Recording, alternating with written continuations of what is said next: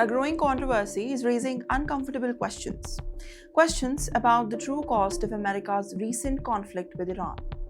While the President Donald Trump is celebrating what he calls a historic peace agreement with Tehran, some wounded American soldiers are now accusing the military officials of downplaying the seriousness of their injuries. Now, that's a very serious thing. The allegations center around one of the deadliest attacks of the conflict. According to CBS News report, Chief Warrant Officer Rodney Bayman was severely wounded when an Iranian drone struck his workstation in Kuwait on March 1st.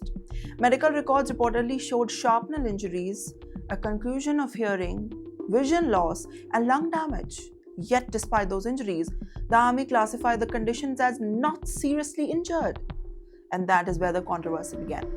Bayman was among more than 20 service members wounded what became the deadliest strike on the US troops during the Iran conflict and the most severe attack in American forces since 2021. Several injured soldiers were reportedly questioned how their injuries were addressed and how they were assessed also. Some of them were cleared during the duty, undergoing recovery and rehabilitation. Another soldier, Sergeant First Class Corey Hicks, reportedly surged severe shrapnel attacks, underwent emergency surgeries, and according to reports, family members were initially informed that his injuries were considered minor. Surprisingly, the US Army has strongly rejected the accusations that the attempt is to minimize the injuries. In a statement, military officials said that the classification system is based on whether a soldier faces a risk of death within 72 hours and insisted that Army's top priority remains the care and well-being of the service members. However, the controversy does not stop there. According to the witnesses' accounts cited by CBS, soldiers that were attacked allegedly had limited medical support available. Some reports used the makeshift bandages and before the transporting wounded personnel to the hospitals using civilian vehicles.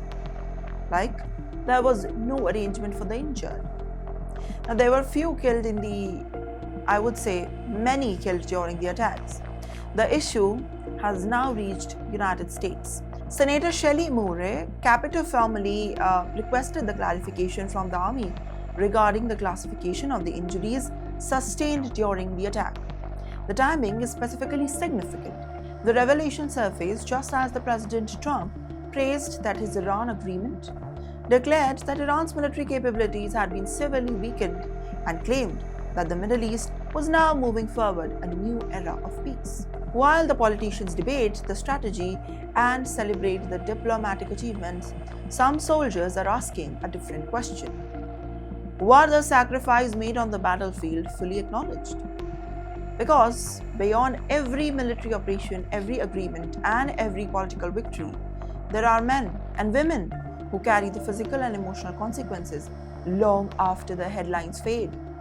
And that debate may be far more from over.